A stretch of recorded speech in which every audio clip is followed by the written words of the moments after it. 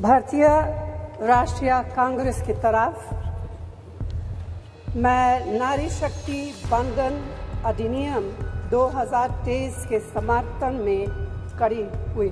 In conclusion, I would say I would blame Sardar Patel and Nehru for deceiving the minorities in the Constituent Assembly. Had they been honest, the Muslim representation would have been higher over here. That is why I oppose this bill. Thank you, sir. संविधान में 128वें संविधान संशोधन पे आए इस विधेयक के समर्थन में सर मैं अपनी बातों को यहां पर रखने के लिए खड़ा हुआ हूं। सर 2 दिन पहले जब पुरानी संसद में मेरा यह सवाल है कि आने वाले चुनाव में यह लागू हो पाएगा कि नहीं लागू हो पाएगा, और जो विधानसभा के भी चुनाव होने जा रहे हैं जो 5 राज्यों में होने जा रहे हैं उसमें यह लागू हो पाएगा कि नहीं हो पाएगा यह महिला विधेयक बिल। सर सवाल यह भी है कि जनगणना कब होगी? Science is a subject that is so far-reaching that it can change our lives. But to change our lives, we have to think about innovations in science at every level.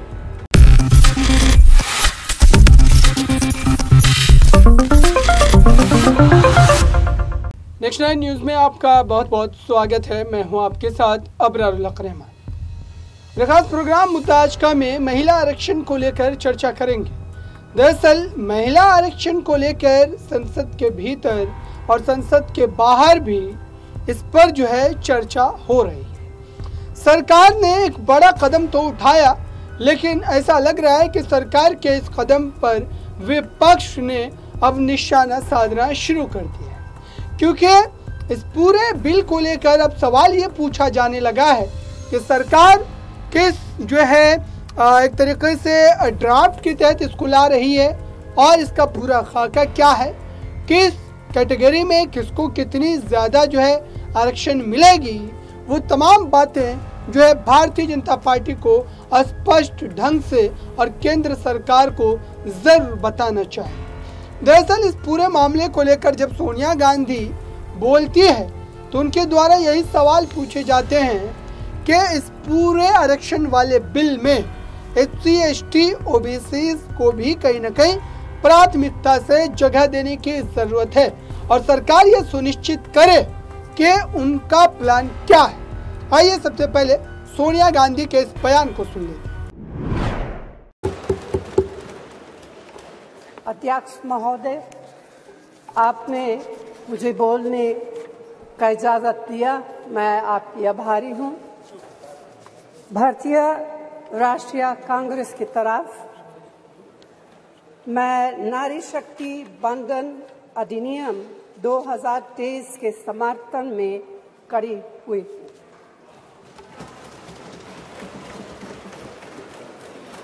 धुएं से भरी हुई रसोई से लेकर रोशनी से जगमगाती हुई स्टेडियम तक भारत की स्त्री का सफर बहुत लंबा है, लेकिन आखिरकार उसने मंजिल को छू लिया है। उसने जन्म दिया, उसने परिवार चलाया। तो आपने सुना दर्शकों, दरअसल कांग्रेस पार्टी के द्वारा इससे पहले भी कई नेताओं ने अपने पक्ष को तो रखा, लेकिन सोनिया गांधी ने आज एक और बड़ा मुद्दा इसमें सरकार के सामने रख दिया। दरअसल जातिगत जनगणना को लेकर वो साफ तौर पर सरकार को ये कह दी कि अगर जातिगत जनगणना सरकार नहीं करवा रही तो ये मंशा पूरी तरीके से दर्शा रहा है कि सरकार क्या चाहती है। आइए अब आपको असदुद्दीन ओवैसी के उस बयान को सुनवाते हैं। दरअसल असदुद्दीन ओवैसी ने इस बिल की मुखालिफत की, इस बिल का विरोध किया और साथ ही कई बड़े सवाल भी दाग दिए कि लगातार जितने वर्षों से भारतीय जनता पार्टी की सरकार है, इस सरकार में जो MPs हैं उसमें कितनी किसकी संख्या है, OBCs कितने जो है पार्लियामेंट्रियन है और जो अपर क्लास के हैं वो कितने। दरअसल इस सवाल को पूछते ही संसद का माहौल पूरी तरीके से गर्मा गया। असदुद्दीन ओवैसी के इस फायर वो जो है ब्रांड नेता के उस भाषण को आप एक बार जरूर सुनिए और समझिए कि इन्होंने भारतीय जनता पार्टी के लिए एक बड़ा प्रश्न चिन्ह खड़ा कर दिया है। What sort of Vandana is this when Bilqis Bano rapists are released? You talk about Vandana when female workforce participation declined from 30 to 19%. What sort of Vandana is this when 63 million women are missing and disappeared? What sort of Vandana is this, sir, when 2017-22, 22 million women dropped out from workforce, leaving only 9% eligible population employed or looking for for jobs, sir. And this bill is what? This is a woman deception bill. This is a check bounce bill. This is an anti-OBC and Muslim women bill. This is a distraction bill. This is not an inclusive bill. This is an exclusive bill. And may I conclude by saying, sir, by saying that the minorities, the Jain community, no woman MP has entered from Jain community. May can Amit Shah stand up and say, why is there a no Jain MP? Can Gujarat people stand up and say, from 1984, not a single Muslim MP has got elected from Gujarat? And in conclusion, I would say, I would blame Sardar Patel and Nehru for deceiving the minorities in the Constituent Assembly. Had they been honest, the Muslim representation would have been higher over here. That is why I oppose this bill. Thank you, sir.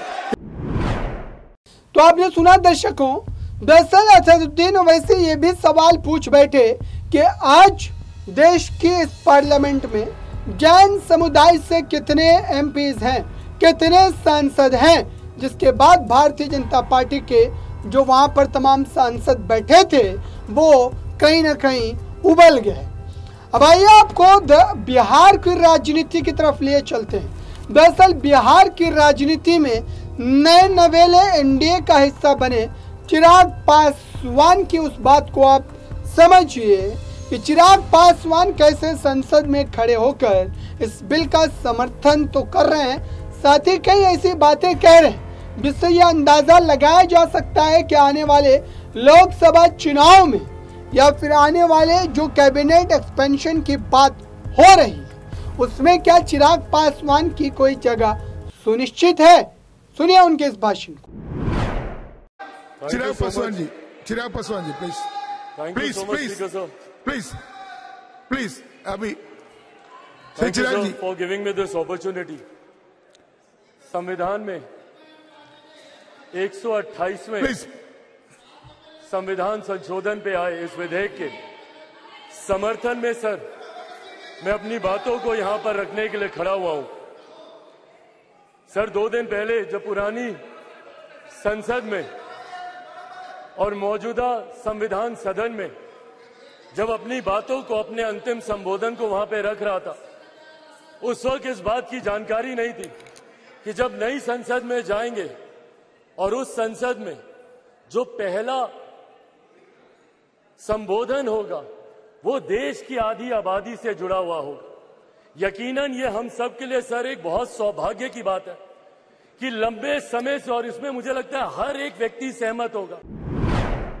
तो आपने सुना दर्शकों, दरअसल बिहार में इस वक्त Bharatiya Janata party 2024 को लेकर लगातार सक्रिय होती नजर आ रही है और इसमें चिराग पासवान, जीतन राम मांझी जैसे नेताओं का उन्हें भरपूर समर्थन भी मिल रहा है।